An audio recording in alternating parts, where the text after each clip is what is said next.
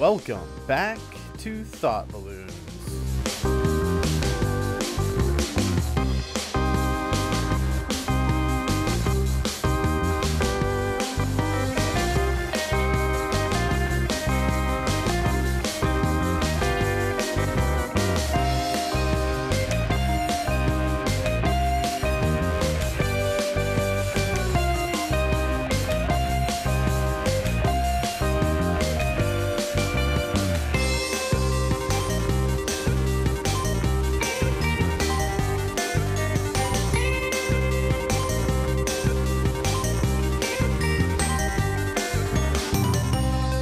I'm your host, Jeff Folsham. With me today is myself. We're doing another solo podcast. Haven't done this since the very first Thought Balloons, when I let you guys know a little bit about myself and kind of what this whole podcast is supposed to be about, which is me interviewing people who are passionate about a certain subject, and we kind of just talk about that subject.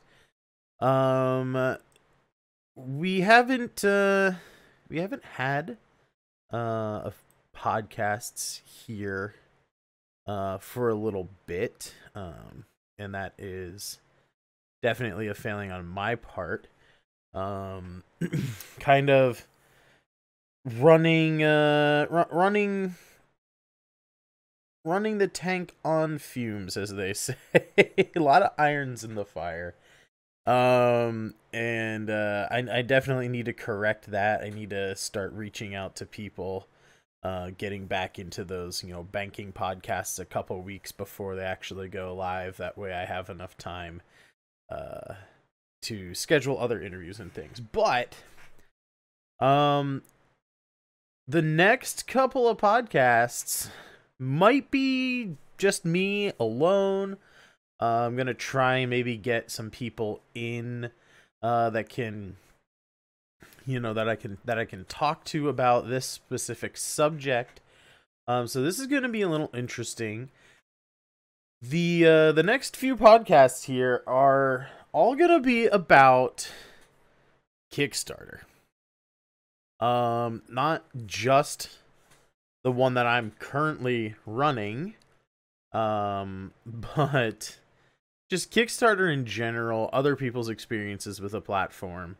And over the next month, here in September 2021, hopefully while I interview other people about their experiences, I'm going to be chronicling, week by week, my experiences running my very first Kickstarter crowdfunding campaign for a little comic called Osrin West. It is a anthology of 3 short stories set in a fantasy western setting. It's like D&D meets the Wild West, basically. Today is September 2nd, 2021. It is the day after launch of the Kickstarter. Yesterday, I did a 12-hour live stream on Twitch to celebrate the launch. I played for the very briefest of moments in the beginning of the stream. I played a little bit of a Western-themed video game called Hard West, kind of reminiscent of the old Fallout, it's like isometric view, turn-based combat kind of thing. Anyway, pretty much after that, I spent I want to say 10 of those 12 hours drawing, and my shoulder isn't feeling terrible today, but my arm felt like it was going to fall off last night. Anyway, we're not here to talk about Twitch or the stream that we did. We're here to talk about Kickstarter. So, about a year ago, um, I'm trying to remember if I did the short story before October or if it was after October. I think it was before. I might be able to check one place here. Um, but point being is last year I wrote, well, I adapted a song called Mr. Shorty by Marty Robbins. I adapted that song into a short comic, a little 6-page western about a halfling who walks into a bar, and yes, that is a setup for a joke. The joke being that he gets made fun of for being short. He's had to deal with that his whole life, and eventually there's a little shootout in this bar, as is, diegetic to the genre of westerns. But that comic sparked an idea, which was Osrin West. For those of you who know me or know the things that I have done, in 2017, fall semester 2017, leading into spring 2018, I did not a graphic novel, but I did a comic book as part of an independent study while I was getting my bachelor's degree in fine arts. And then I did another independent study the following fall in my last semester in school, and by the end of 2019, I had 3 issues of a comic that I'll tell one story.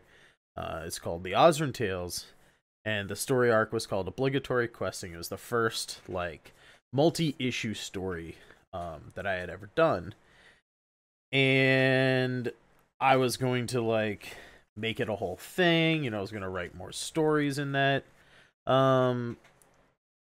setting, which is just your standard medieval fantasy adventure. Just basically, I took some characters I played in as D&D characters, and I just threw them in a comic book together, see how those two characters would interact, and we wrote a story and whatever. Came time to do the second storyline in that world, and let me tell you, it's what they say, the writer's advice, or maybe not advice is the right word, but a lot of times you'll hear this little adage, which is, it's easy to write one book, it's very difficult to write a second. And I had run into this issue where I didn't really know as much about the characters as I thought I did. And as I was adding other characters that were invented wholesale for the comic, I realized just how much character development I actually did while playing Milos and Fonkin in 2 separate D&D campaigns. They were much more well-rounded. I just instinctually knew how they would respond to various situations.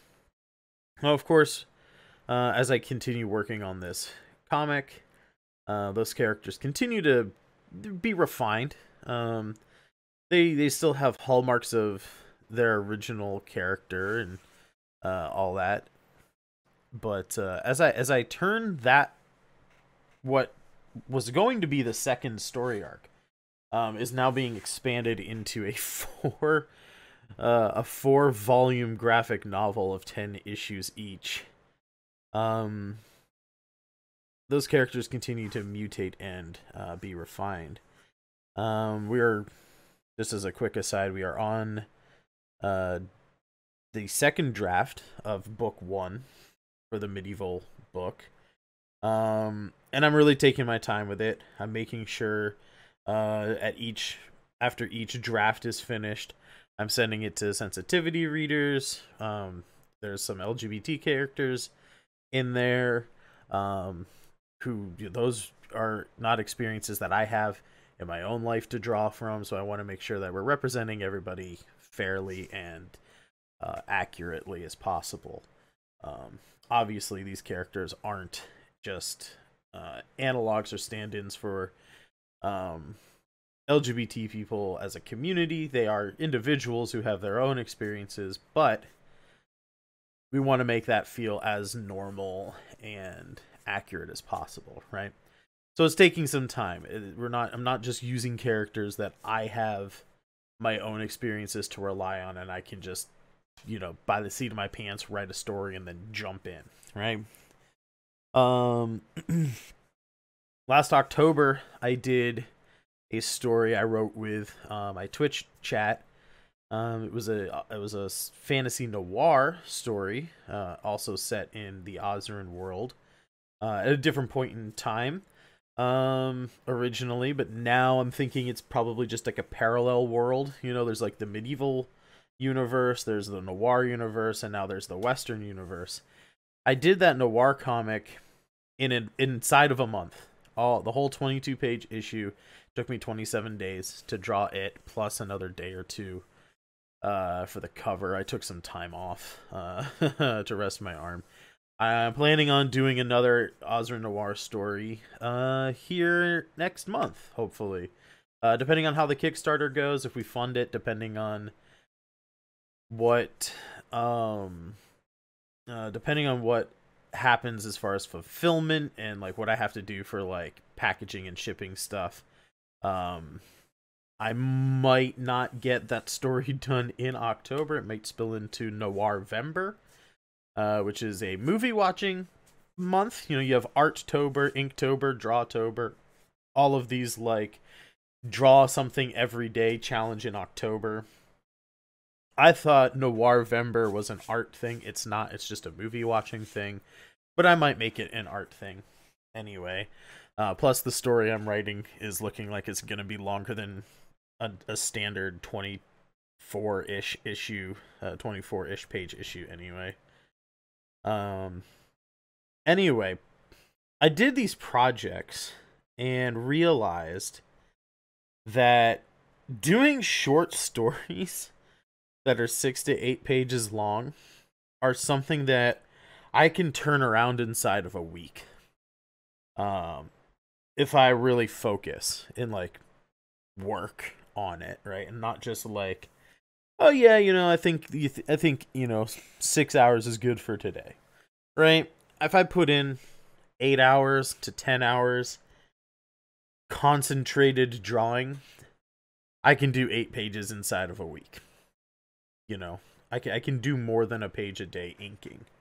Now that I'm working with Mr. Abstracto, who I'm hoping to have on next week, to talk about what his view of the Kickstarter thing is, being my colorist for the Ghost Mine and the Cattle Drive and maybe Stretch Goal Highway Robbery, which is another story I'll be writing, drawing, and inking, and having Abstracto color. Mr. Abstracto also wrote, drew, and colored his own short story for our first stretch goal of the campaign. By the way, Kickstarter.com, what is the full thing? It's a really long URL. There will be links available. You can look up Ozrin West on Kickstarter if you want to find it specifically. But the URL is kickstarter.com/projects/FolshamArt, just all one word, no underscore. slash Osryn West, OSRYNNWEST. That, like I said, it's a long URL. It'll be available for, copy and pasting if the descriptions of the podcast, depending on where you're listening, isn't, a clickable link. But I'll make sure to put that in the description so you guys can go there, check it out. Got a lot of cool tiers. But anyway, I did all these projects, and it was really two things. It was doing that song and getting a lot of really, really positive feedback about fantasy plus Western as being like a really fun, interesting genre to explore. And then it was doing Osryn Noir, Beware the Bone Devil story, all within a month, where I was like, this is something I can do now, right? One thing about comics in general is it takes a while to actually produce things, right? You have a 24-page book, average, speed for most people. There are some people who work slow. There's some people that work faster. But on average, it's about a page a day, right? A really good tight penciler that's putting a lot of details into their page, about a page a day. The inker comes in the next day, again, works on it for about a day. Depending on what is going on in the colors for that specific comic book, even coloring can take about a day. And so my first 3 issues took 3 months for me to do. I was not as fast as I am now. I was still learning how to, work digitally, because until then I was working mostly traditionally. But I found that drawing digitally was faster, and so a lot of this stuff was just a big old learning process for me on those first 3 issues, but they took me about 3 months to do. There are like 20 pages, of content in each of those books. So 20 days to pencil, 20 days to ink, 20 days to color, because I colored those 3 Osryn Tales issues all myself. But getting into the Osryn Noir thing and doing just black and white art and getting it all done within a month, it was like, okay, I have broken this threshold. Let's start focusing on things that I can do and then get out to the public on a quick and hopefully reliable schedule. And that's when I had this idea. Well, these short stories I can turn around inside of a week. They don't feel as daunting to do because they're only 6 or 8 pages, right? It's only 6 or 8 pages, and then that story is done. It's not a 20-page, 24-page book where, that's 3 to 4 times as much work, and you get into that middle zone, at least for me. About 30% of the way into a project, I hit a wall. I feel like there's no light at the end of the tunnel, that it's all just like work, that I'm never going to be done. And then by about 80% of the way in, we got like 20% left to go. That's when I finally can see the light at the end of the tunnel. My productivity skyrockets, and I finish that last 20% in a matter of days, right? Instead of like it taking a long time. But that middle 50% is kind of rough on me. Short stories, on the other hand, you don't really have. I mean, you do have that middle 50%, but I'm so used to doing full-length issues that 6 to 8 pages is that first 30%. So I don't really get into that lull of, oh, fuck, right? I don't get into that sort of dragging my heels, like, oh, I gotta get up and I gotta go to work again. Which I think I've mentioned on the podcast before. One of my professors in school gave me some of the best advice ever. Art isn't fun, it's work. If you want to do these things as a living, as an honest to God job, then you have to show up every day. You have to treat it like a job, and that's not going to be fun all the time. That doesn't mean you don't dread it, right? You know, that advice is very good advice. It helps you get through those days, but it doesn't take away that, like, I gotta go to work. It's Monday morning again. I gotta go to work again, right? It's like you're a high school student, right? You're back in school. You don't really want to be there. Like, you'd rather be doing anything else, but it's something you gotta do. And now that this is my job, right, those stakes are a lot higher. It's not just like, I gotta go to high school. No, like, this is like, I gotta fucking show up to work so that I can, you know, better my future here. Anyway, I do this short story, and then I do this noir thing within a month, and I'm thinking, like, okay, the short story was fast. Can turn that around inside of a week. If I do a couple more of those, I can start making an anthology. And this is where the business side of my brain starts to kick in, right? Folsham Art Productions is a name that I want to take and then have become bigger than myself. Sure, I'd like to produce the Ozrin multiverse of comics. Who out there who owns their own IP doesn't want to engage with that on, you know, as many levels as possible, right?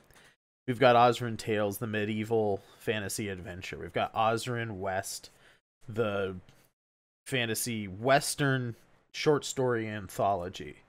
We've got Ozrin Noir, which eventually I want to make a, like, actual title of continuing ongoing characters.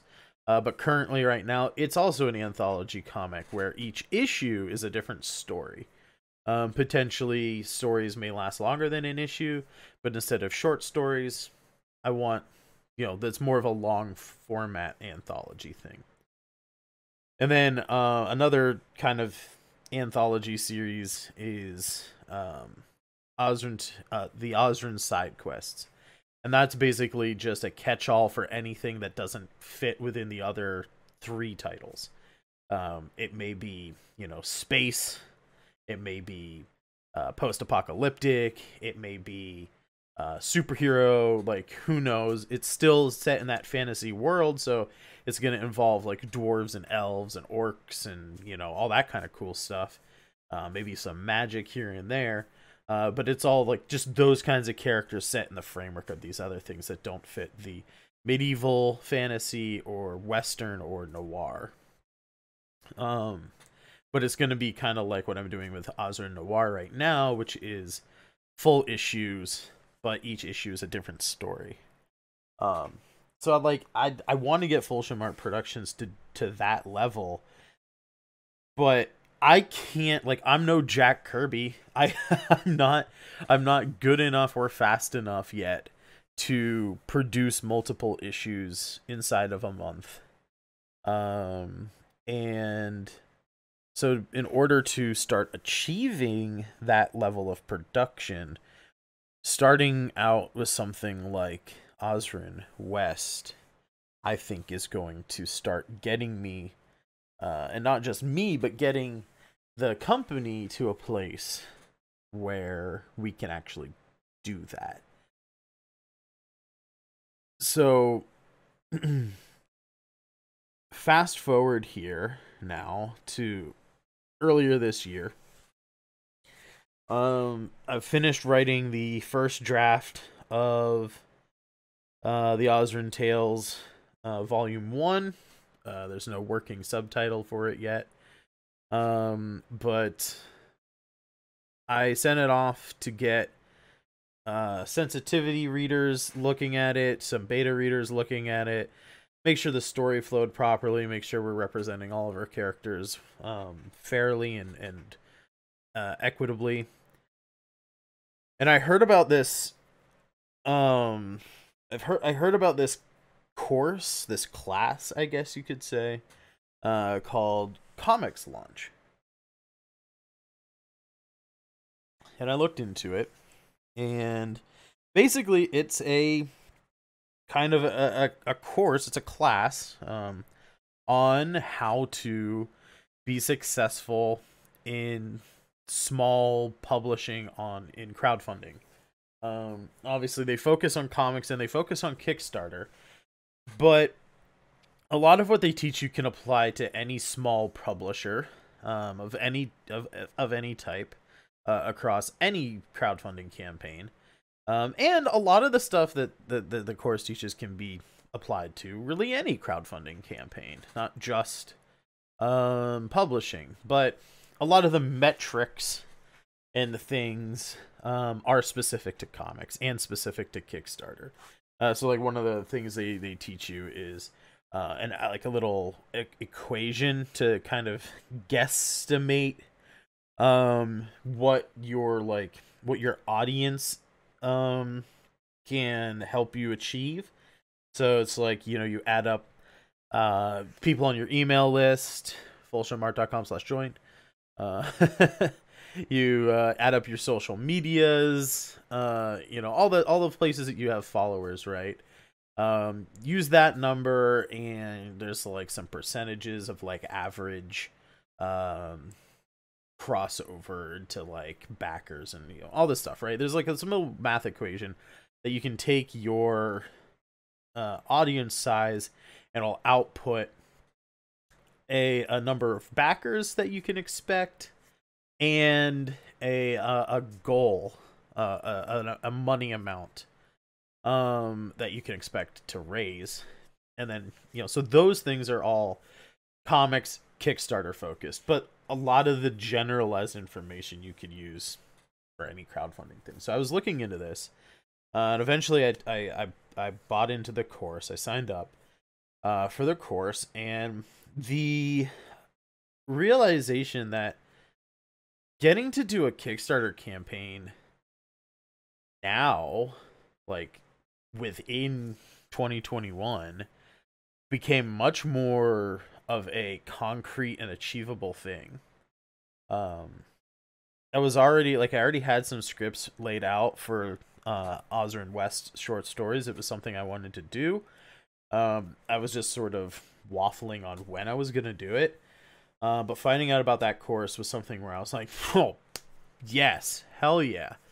Let's actually get it done, And so over the summer, I started, doing the course. I slammed out the rest of those issues, or I slammed out the rest of this issue, those other short stories, the Cattle Drive and the Ghost Mine, which, let me just say, I think the art in the Ghost Mine, the coloring and the art, I think is some of the best art in that book.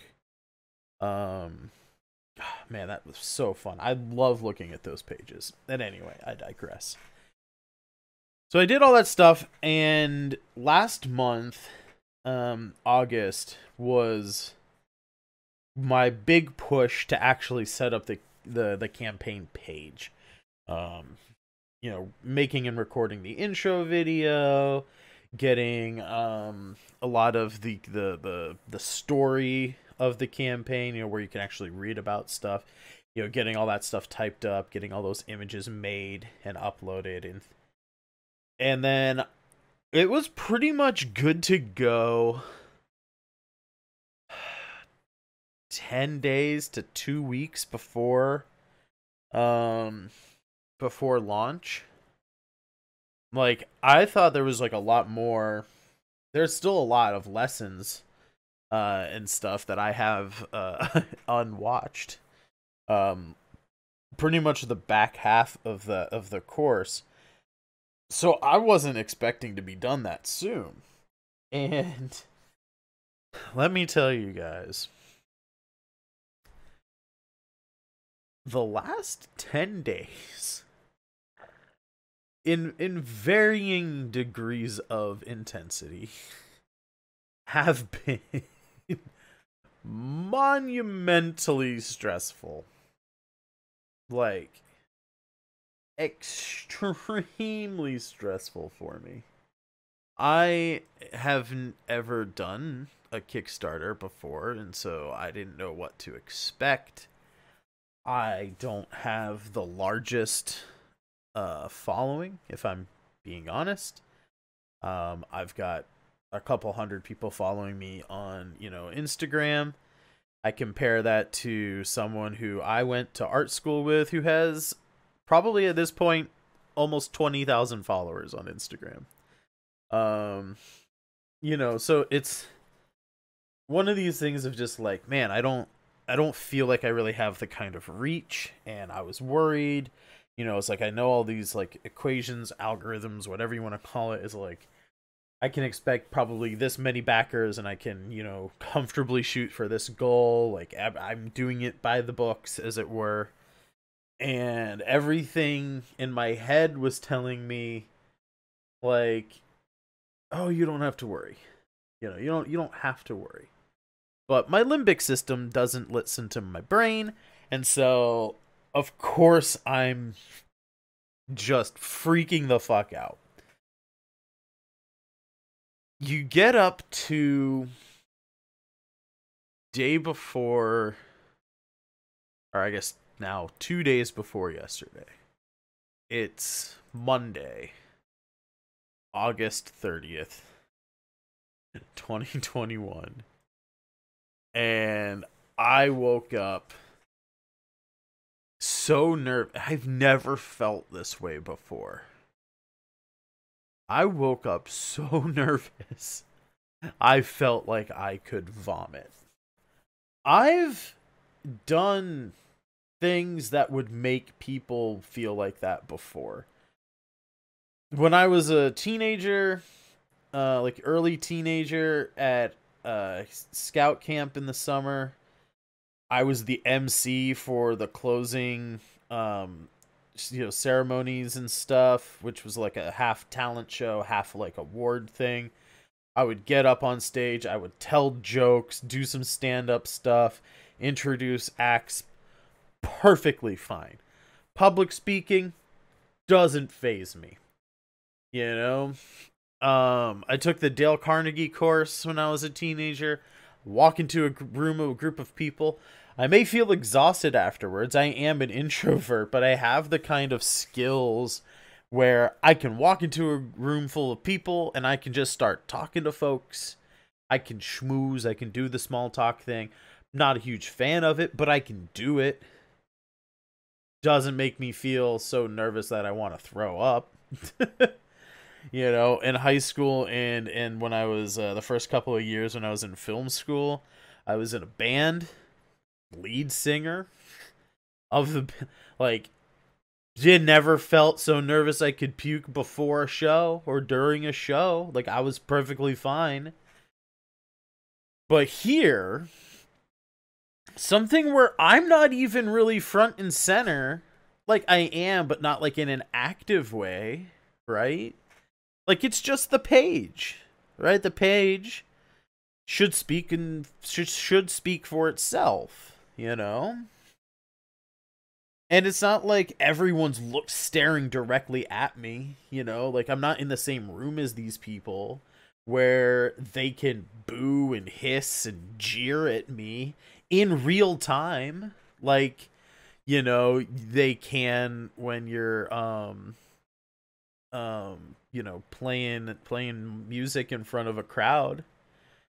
And it's like, it's insane to me to think that I woke up on Monday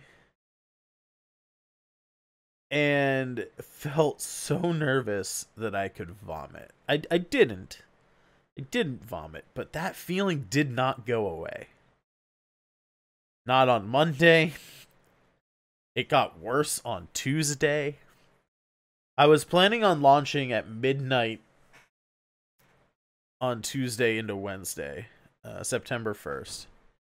I was planning on launching at midnight. I made it through the day on Tuesday, ate dinner, got back up to my desk, fiddling around, tried to draw, couldn't do anything. Tried to play some video games. I was distracted, 10, 15 minutes on a video game, just I couldn't focus on anything. And around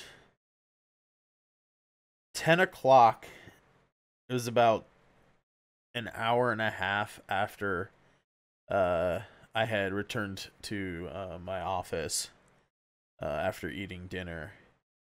I just couldn't take it anymore, and I went live 2 hours earlier than I originally had intended. Which honestly was probably better to do that than maybe waiting until midnight. People on the East Coast were still awake. It was only 10 p.m. So people on the East Coast were still awake. It was only 7 on the West Coast. We had about 52 people, I think. I think it was like 52 people who had clicked the notify me on launch button. And within minutes, like literally, like within 10 minutes, I had my first backer. And that surprised me. Like that really surprised me. I was not expecting that to happen. And I think it did happen because I launched it when people in the United States were still awake. If I had waited until midnight, maybe some people on the West Coast would still have been awake. It only would have been 9 o'clock on the West Coast. But I don't know if I would have gotten as much immediate traction as I did. But even still, the nerves didn't subside. It was, as I saw that I had gotten a backer, and then it was like, oh shit, let me hit refresh. Okay, still one backer. Okay, let me hit refresh again. I still one backer. Okay, let me hit refresh. And I did that for 15, 20 minutes. I think we had gotten like 2 backers or something, maybe 3 backers within like the first half hour, 45 minutes. But I was sitting there and I was just refreshing, and I was like, I'm going to drive myself mad if I keep doing this. And so I eventually convinced a friend to hang out with me on Discord. We watched the Suicide Squad together, streaming it simultaneously on HBO Max. It was the 3rd time I've seen the movie, but I just needed something to distract me from just constantly refreshing the page. Of course, I had a second window open during the movie, right? Of course, I had a second window open, and I was still refreshing the page. But having that movie on in the background, joking about it with my friends and stuff, like that helped me, get out of my head a bit. And it really, really helped. Um Again, still, nervous as shit, but it made it tolerable. Movie ended. I was tired. I was able to go to sleep. And I woke up the next morning to just under, I think it was just under, or maybe it was just over $400 raised on the campaign. And that blew my mind hole. I was not expecting that when I woke up yesterday morning. I really didn't think that that many people were going to come out and support the campaign that quickly. I didn't know really what to expect, but I certainly didn't expect like that amount of support so quickly. And then I had to do some things before I started the stream at noon. By the time I got to the stream at noon, it was almost up to $600. We'd raised like another $100 or so, like just in the morning. And I had this plan, this whole thing planned where I was gonna do this 12-hour stream. I was like, we're gonna watch the number go up while we were streaming, and I was gonna give away like it was basically every $100 we raise, whoever just happened to be in the Twitch chat, I was gonna roll a die, count down the names, say, hey, what do you want me to draw? Right? Now, for legal purposes, I have to say that no purchase necessary. It's not tied to the campaign. You're not allowed to do raffles or giveaways or that kind of thing for tier rewards on Kickstarter. It has nothing to do with the actual Kickstarter. It was just a timing measurement kind of thing as we were celebrating the launch of Kickstarter. You did not have to go to the Kickstarter to actually partake in the giveaway. I could have done any kind of metric, right? Every time I sneeze, I do a giveaway. Every hour, right?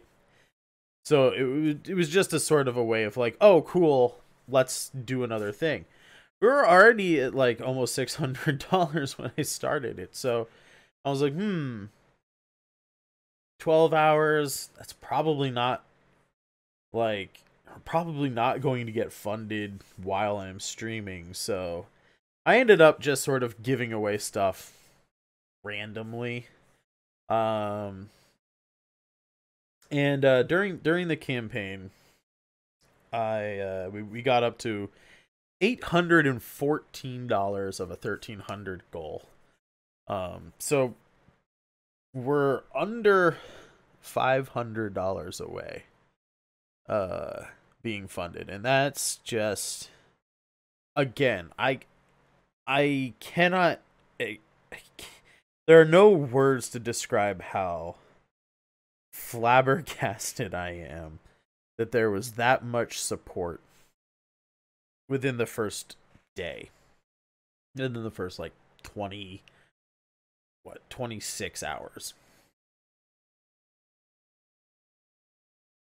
I launched at 10 o'clock, right? Excuse me. Choked on some water there. Yeah, 26 hours. I launched at 10 p.m. the night before, stream ended at midnight. Then, got off stream, super exhausted, shoulder hurt a lot, haven't drawn that long or that vigorously. Jesus. Probably since last October when I did that noir comic all within a month. And if I'm going to do that again this year, maybe I should do some more marathons like I did. Really got to work that arm up so I can more easily last during those during October here. But yeah. Amazing first day. And this is where I wanted to actually start doing these podcasts. Um, there wasn't actually something that I had thought about doing until today. Um, obviously, today being September 2nd. $814 at the end of the stream last night. When I went to bed the night before, we had barely crested like 150 or something like that. When I woke up, we were either just under or just over $400. I can't remember exactly. The last 24 hours has been a blur, as you can probably imagine. When I woke up this morning,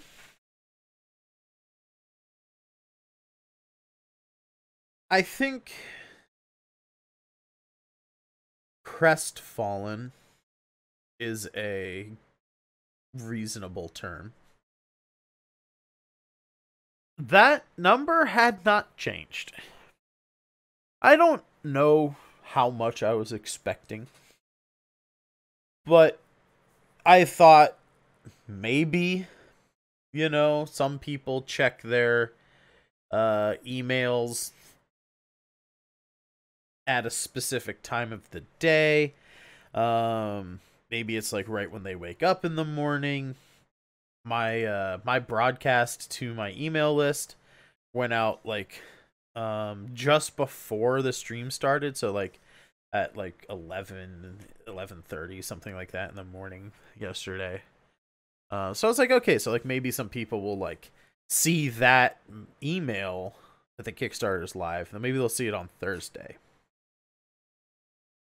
So I had expected that number to go up a little, like maybe not to 900 or anything like that, but like I expected it to be more than that 814 that we ended with last night, and it wasn't.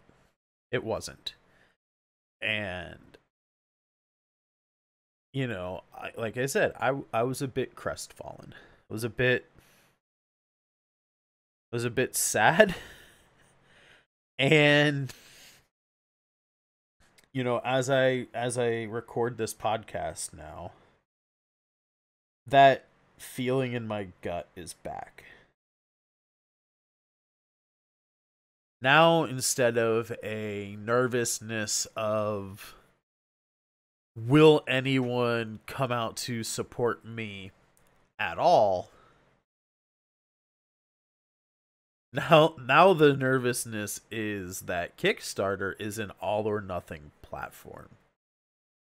If it doesn't fund, I don't get any of that funding.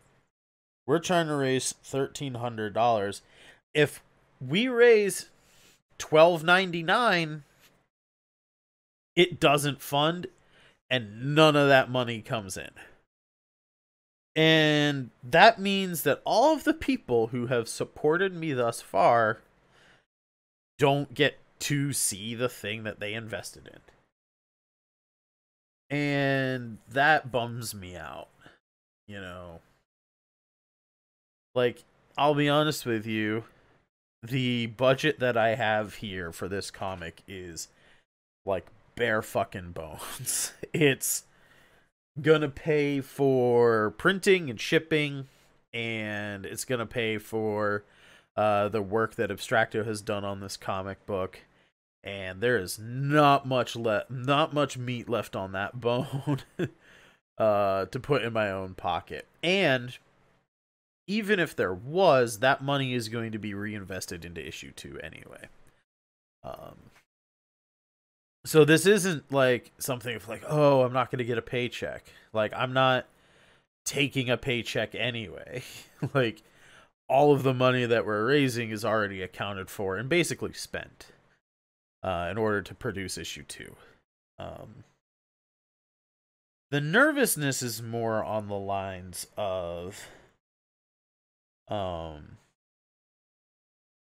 well, I think for like any creator who creates for the public, it's not so much about wanting to be successful for yourself. It's more about having other people enjoy the things that you're making. So yeah, it's still a bit of a selfish endeavor, right? You're still, selfishly wanting people to take pleasure in the things that you've made. But for me, it's not like a money thing. I uh I think I may have mentioned on the podcast before, but the reason I'm a storyteller, the reason I create comics is to aid in people's escapism. Real life can fucking suck. Like, it can suck super hard. And when I have the time to consume media, like fictional media, the things that I gravitate towards are things that remove themselves from our reality somewhat. I know things are changing these days. The waters are getting murkier, but in years past, the distinction between Marvel and DC was more like Marvel is sort of like taking a quote unquote realistic view to superheroes. Sort of like the whole like, oh, Peter Parker, how's he gonna make rent this month, how's he gonna help Aunt May, keep the house, or you have like Miss Marvel, who's like, how do I navigate the world of being a Pakistani American teenager in New Jersey? Like, you have these kinds of like real world things that these comic books focus on, whereas DC is like, nah, bro, we got big ol' Superboys, and they're gonna punch big other Superboys, and it's just gonna be, it's more of like the um kind of like more like myths and legends. It's like crazy overpowered like adventures, and these days like DC's getting more into like the kind of real life, and it was always there for at some amount, right? You can't like, when you're writing a superhero story, you can't just have the cool fight scenes and like nothing else, right? So there were still some personal stories there. It just wasn't, to me, it wasn't like that was the focus, whereas Marvel, it felt like Marvel, the focus was on their like everyday life with some amount of like superheroes, probably like a 55-45 split of real life versus heroing, whereas like DC is more of like the other way, right? Like 55% superheroing and 45% real life. And it's that shift in balance to more of like the fantastic element here, where that kind of got me in DC, and it was just like, cool, I can read a DC comic. I'm gonna see some people punch some bad guys. It'll be fun. Read it in 15 minutes, move on with my life. I can use that to like not dwell on things in the real world. And that's what I want to be able to give to people. And so the nervousness I feel now is less about, like I said, it's not about the funding. It's more about wanting to provide that to other people. And it's rough, you wake up, and like I said, it's the first time I've done this, and I don't know what to expect on day 2. you know all I have to go on is my initial experience on day one, where I had raised a lot of money overnight. And so I thought, like I said, I thought there would be at least some amount of money raised while I was asleep. Like, you know. But, yeah. It was difficult. It was a difficult start to the day. But, you know, I think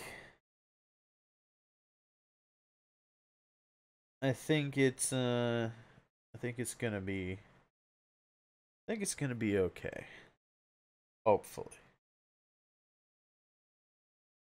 Let me bring up the Kickstarter page here.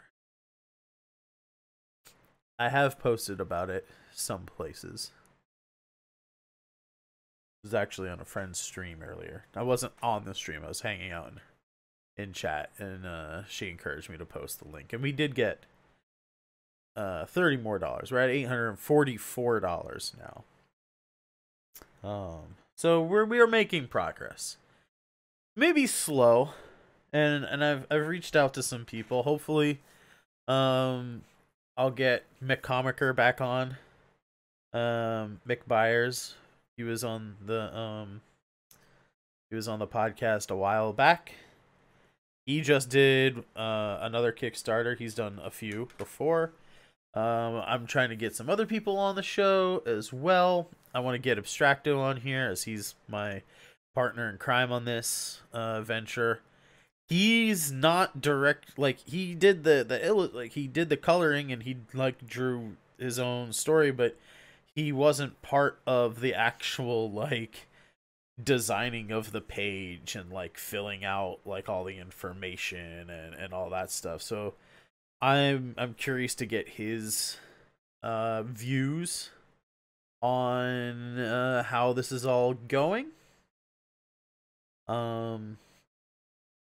What he felt like leading up to it, like if he was nervous at all or anything like that. So I thought that'd be interesting. Try to get him on the podcast. I want to get, like I said, I want to get Mick back. I'll talk to him about his experiences, like his first campaign versus his most recent campaign. I'm looking into reaching out to some other people as well. So yeah, I want to, if possible here, whether it's just me by myself or getting other people in here that have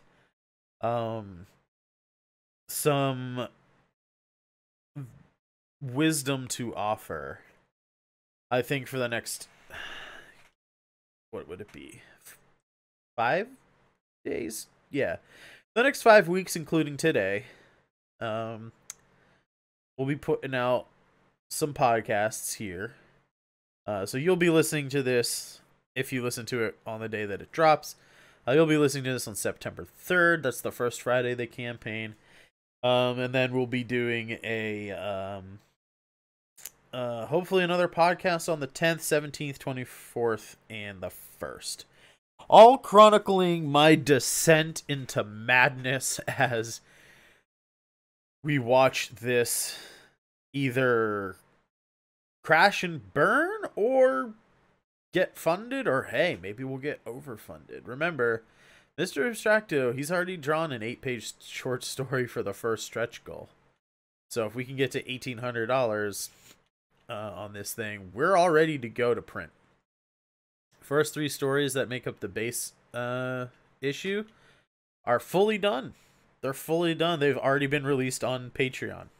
There'll be, the ad for Patreon. If I haven't spliced it into the episode somewhere here, because I'm wrapping up right now. I don't have much else to say on this topic without speaking in circles. But yeah, normally I do the ads in the middle of the show. If they haven't been spliced in, they'll be at the end. But, patreon.com/Folsham_art. You can support the podcast. And, yeah. But those first 3 stories are already up on the Patreon. Abstracto's story is already done. I'll be drawing. I've already written, but I'll be drawing, like fully inking the second of the stretch goal stories on stream starting next week. And then depending on, so that'll take us up to $2,300. If we reach that the highway robbery story will also be included in this issue. And then if we reach $2,800 on the Kickstarter, Mick Byers of McComicker fame will be drawing his own short story as well.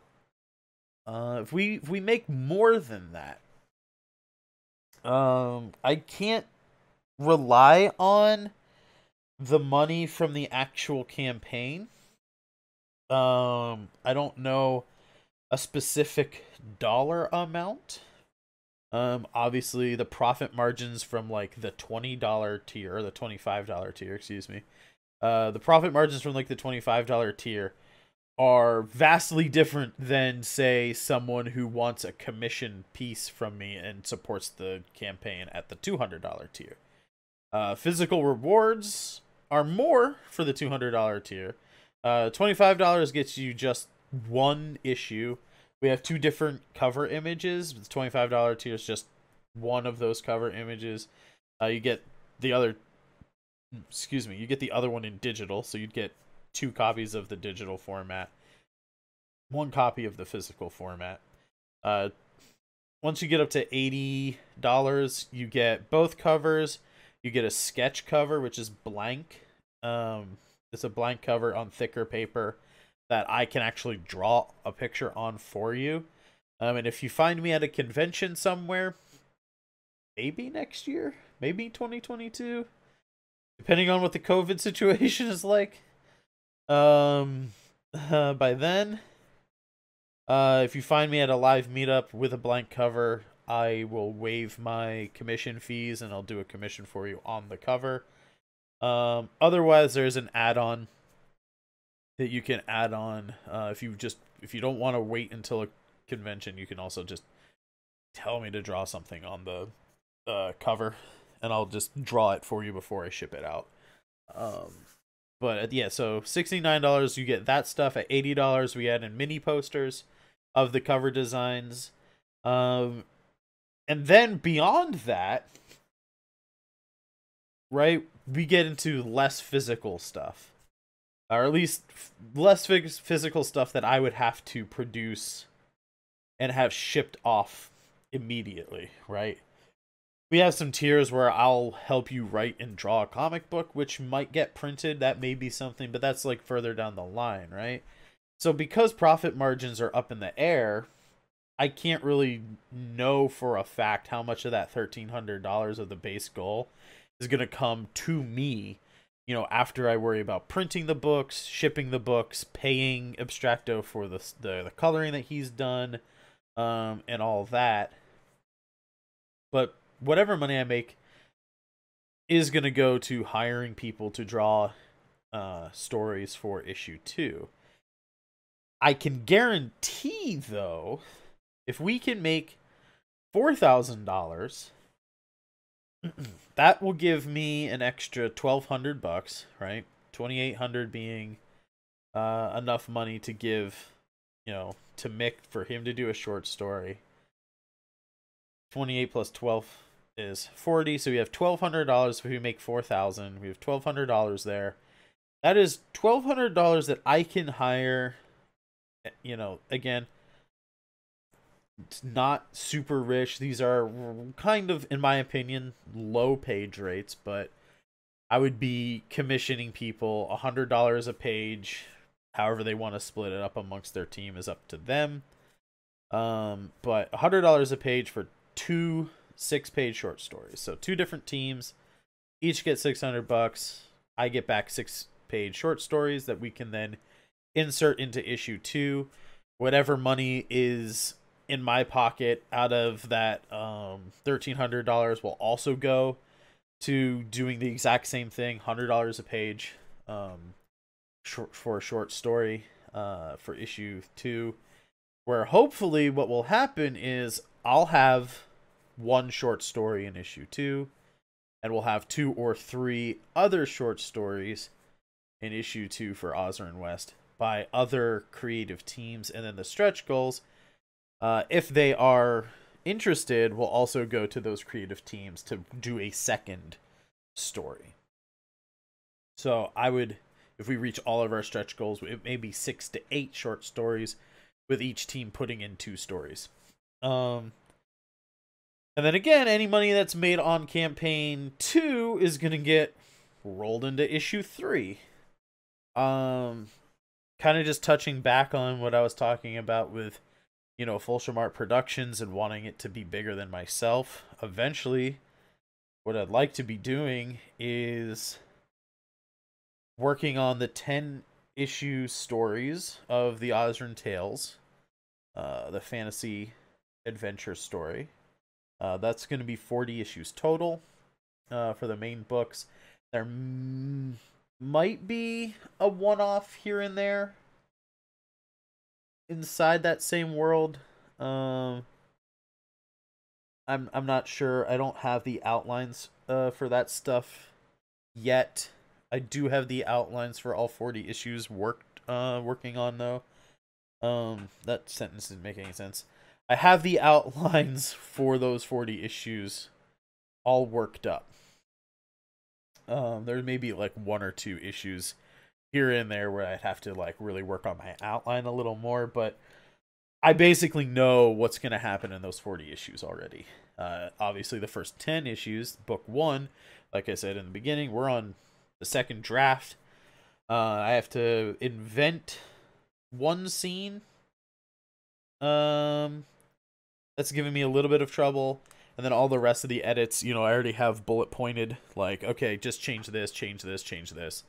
Those won't be an issue. And I'm hoping to, by the end of the month, if I can, I'm hoping to have the second draft heading out to editors and stuff, so that by early goal, I'm hoping that by January, I'll be working on the Ozran Tales graphic novel. My goal being for Ozran West that in between issues of the graphic novel, I'll be able to spit out 1 or 2 short stories, collect short stories from other people, slap them into a book, throw them up on Kickstarter, make enough money to hire more people for for the next issue, do that whole thing again, and simultaneously kickstart an issue of the graphic novel, then another issue of the Western, then another graphic novel issue, then another Western, back and forth, right? Like I said, I have big plans for Fulsham Art Productions. I want to be my own small publishing house. Eventually, I would like to expand beyond the Ozran line of stuff and just like publish other people's things, stuff that isn't my own IP, but just be like, eventually one day, just be like, oh, Gary McGarryson has, a comic called Gary and the Gary Twins. Don't know why I use that name, but whatever. And just be like, cool, yeah, we'll throw you up on my, Fulsham art account, or whatever. Like, make a publishing Kickstarter. I don't know, but that's the goal. And then eventually maybe expand even beyond comics and publishing in general. The real money's in that. The real money's in those Netflix deals, eh? But yeah. A friend asked me yesterday while I was doing the stream, where do I go from here? That's where I go from here. It's taking some time here and there, bust out a short story, maybe 2, get a bunch of short stories from other people, slap it into the anthology, bing, bang, boom, kickstart it. All the while having a block of chapters of the graphic novel that would last me about a year, and then doing a Osrin Noir story in October. Um, that's sort of my plan for the next 5 years. Um, Once the Osrin Tales is done, because again, issue 40, that's the end of that story. This is a story with an ending. It's not, Detective Comics. No shade against them, but it's not that style of like endless episodic stuff. Once we do that, then it'll cross over into or at least my production will cross into doing the Osrin Noir graphic novels. And that will be a persistent character. I haven't really started working on that. That might be something that hasn't a definitive end to it. It might not be. That might be my Detective Comics, like literally and figuratively, because it will be a detective story. But that one may just be like, oh yeah, we're gonna do a 5-issue story of this, PI character. We do the 5-issue story, put it out, cool. Oh, we have a 6-issue story idea, cool. Then do that. Oh, we have a 4-issue story idea, cool. And maybe there won't be like this grand epic adventure, with a definitive ending. Maybe there will be. Like I said, I haven't really worked on that. But my 5-year plan, you have 10 issues. If the writing goes well, and I can write the next graphic novel within a year, if I can write volume 2 in 2022 while I'm drawing volume 1, if I get volume 1 done within 2022 and I can transition into volume 2 in 2023, if I can keep that pattern up, it'll be 4 or 5 years, and I'll have those 40 issues out. Obviously, let's say about 5 years. You'll pad some time in there for other stuff, like taking a month off to do an Osrin Noir story each year. The time spent working on the anthologies. Also, just like life events happen and, delay things. So, yeah. I'm hoping in the next 5 years, maybe 6, who knows, to have Osrin Tales completed. And it's this Kickstarter. Again, that's Kickstarter.com/project/Folsham/Art/Osrin West. If you want to type that into your browser, you go support. We got lots of fun little tiers. We have some cool add-ons, including wooden stickers from legendcraft.ca. Long-time affiliate with them here on the podcast. I think since episode 1, go to legendcraft.ca. They make all sorts of cool tabletop paraphernalia out of wood. They make gaming tables.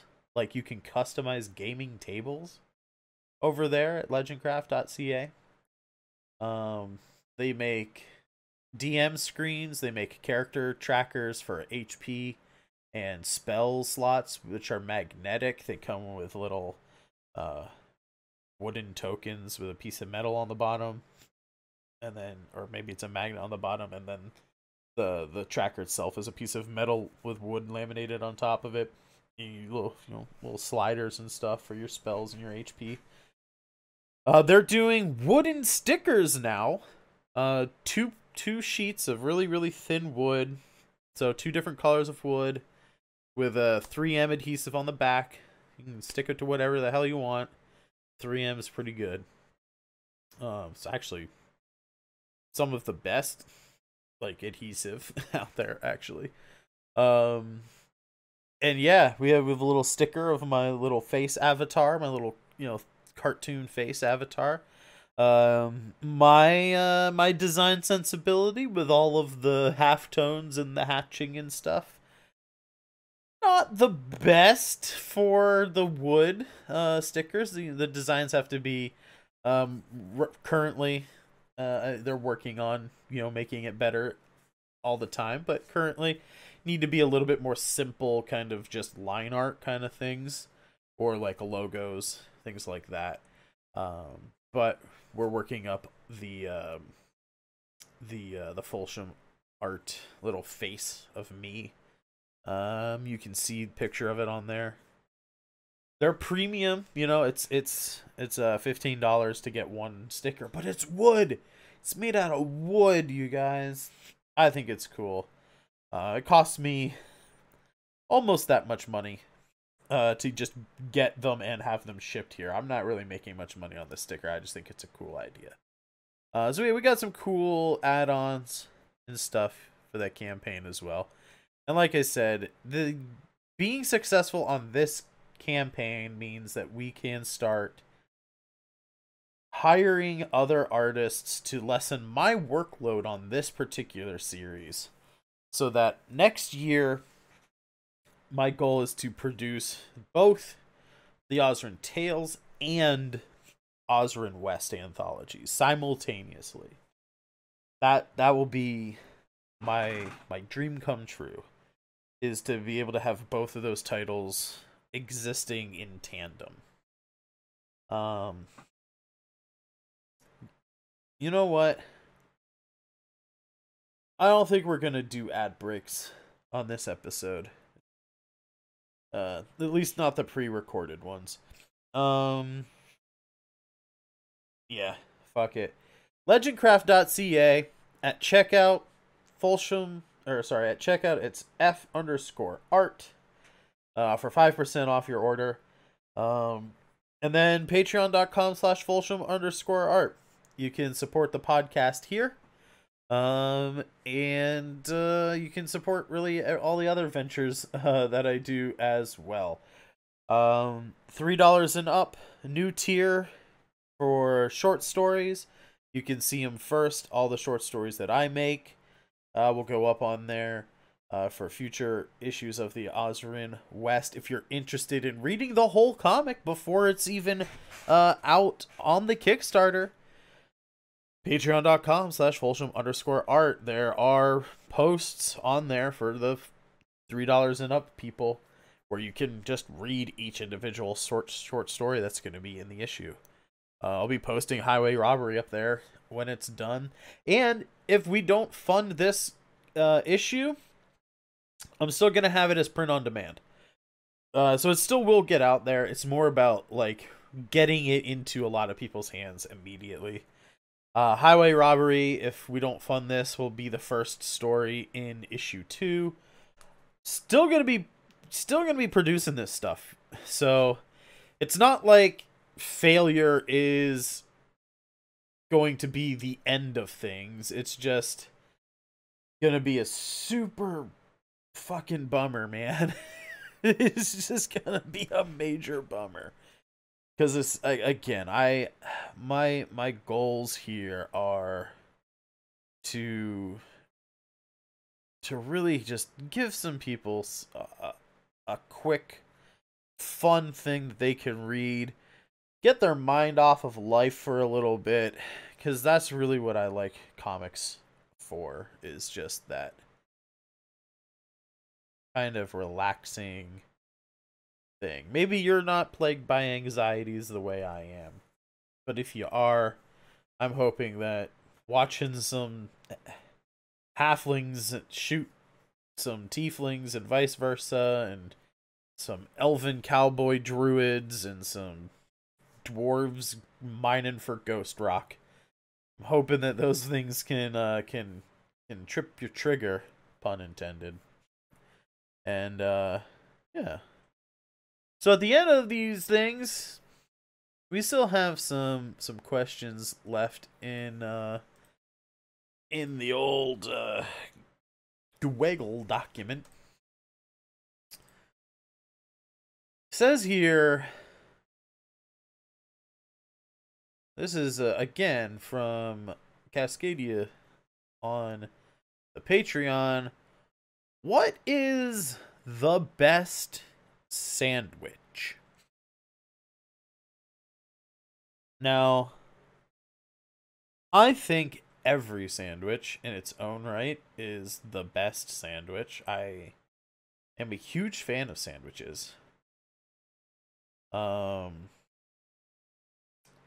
I found something interesting recently on the internets. I learned that the NBA has taken to hiring their caterers and their chefs and their team, like nutritionists and stuff. They have started coming out with this weird new thing of peanut butter and jelly. So the science behind it, from what I remember, is when you're doing a thing like exercising at a basketball game, the sugars and carbohydrates in the jelly, the fruit, and the bread, depending on if you use jelly or jam, whatever, fruit preserves, whatever, the sucrose and fructose in the jelly, and then the carbohydrates in the bread, your body breaks down really fast. It's an immediate jolt of energy. Whereas the oils, the fats, and the proteins in the peanut butter or other nut butter, almond butter, whatever, that is more of a slow release of energy. So you eat these things at the beginning, right before your game. Those sugars and carbs burn up. You're using them in the first half of the game, and then those peanut butters, you're eating in the second half of the game, or you're not eating them in the second half, but they're like starting to release their energy towards the second half of the game. So I think peanut butter and jelly might be, for certain people, pragmatically the best sandwich. That said, my favorite sandwich is a cheeseburger. That may be, to some people, I also like a good hot dog. And I know those two things, a lot of people are like, what? Hot dog's not a sandwich. I mean, depending on your definition of sandwich, a hot dog is a sandwich. It may not start out as a sandwich. So I found a definition for a sandwich to be 2 pieces of bread, not 2 slices, but 2 pieces of bread with something in between, with like a edible filling in between them. That's a sandwich, right? It doesn't have to be meat or vegetables, obviously, because peanut butter and jelly. So I think a lot of people, you go, what are the people at Subway called, right? They're called sandwich artists. People consider subs, hoagies, right? Grinders, if you will. They consider those things sandwiches. It's on a bun. Well, why is a hot dog not a sandwich, right? It's just edible filling in a bun. If you look at the definition of 2 pieces of bread with filling in between, well, then a sub at Subway is not a sandwich if the bread is still connected. But as soon as that bread splits, then it is a sandwich. And the same goes for a hot dog. Once that bun splits, it's 100% definitely a sandwich. Just because your meat is cylindrical doesn't mean anything to me. Hamburgers, your bun is always, pretty much always split. There's a few styles of hamburgers I've seen where the bun isn't fully split. But still. Anyway, like I said, I think pragmatically the best sandwich is probably a peanut butter and jelly. Although, actually, I think, well, I guess if you're going to be exercising relatively quickly after it, probably a peanut butter and jelly is a little bit better for you than a cheeseburger. But a cheeseburger, I think, would fall under the same kind of category, right? You have sugar in the ketchup. You obviously have the carbohydrates from the bun. You have oils and fats and proteins in the cheeses and in the meats. And you're getting some of that fresh kind of fructose from a slice of tomato if you eat tomatoes. Really the only things you're not really getting a lot of that immediate kind of energy from is like pickles and onions and like lettuce, right? Mayo also has those fats in it. I think the negative side of exercising after eating a cheeseburger is just like the weight of it all. Like, it's not a light meal, right? Like it feels weighty in your gut versus like the peanut butter and jelly. But yeah, peanut butter and jelly. Maybe it's the best sandwich. My favorite is a cheeseburger with lettuce, tomatoes, pickles, red onions, ketchup, mustard, and mayo. Nice, thick, juicy beef patty. When I make them at home, I cut it with venison. Cheese is variable. American cheese melts nicely, but I like a good pepper jack. Sometimes I like, maybe I like a little provolone on there with maybe some barbecue sauce instead of the other condiments, but whatever. I digress. Patreon.com/Folsham_art, $1 and up. You guys get access to our Patreon only Discord. And in the Patreon only Discord, there is a Thought Balloons questions section. You can submit your questions to be answered here on the podcast at the end of the show. I'll see you guys next week. Hopefully with Mr. Abstracto as my guest, if we can schedule a recording session between now and then. If not him, then maybe Mick, maybe another person who I've already reached out to who hasn't been on the show before, so I don't feel super comfortable mentioning her name just in case she says no and doesn't want to be on the show, and then I've like hyped it up and all that stuff. But thank you for listening to this podcast. I know it's been a bit of a ramble, but I really wanted to sort of kind of encapsulate everything running up to the first Kickstarter that I've ever done, and then let you know like what the first day was like and what this first day after launch has been like. Patreon.com/projects plural /FolshamArt/Osrin West OSRYNNWEST Osrin West. Kickstarter.com/project/FolshamArt/Osrin West. All of the links to all of the things will be in the descriptions wherever you happen to listen to this podcast, whether it's Spotify or Apple or wherever else. Maybe it's on YouTube. I don't know where you listen to this thing. Check the descriptions. If you have to copy and paste. If it's on YouTube, you can just probably click the links. Whatever. But like I said, thank you for listening to the podcast. Thank you to everyone who has supported to get us to that 844 as I refresh.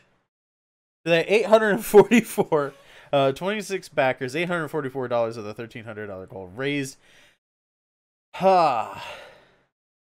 Like I said, guys, there's nowhere but up from here. Even if we don't fund, this isn't the end of it, but God, I hope we fund, because that just means you guys get it into your hands all that much faster. I will be back next week. Will I have my soul crushed in the next 7 days? Are we going to start next podcast at $844 in 5 to 6 days of nothingness, or will we have achieved our goal? Only time will tell. Until then, I am still Jeff Folsham, wishing you a wonderful week.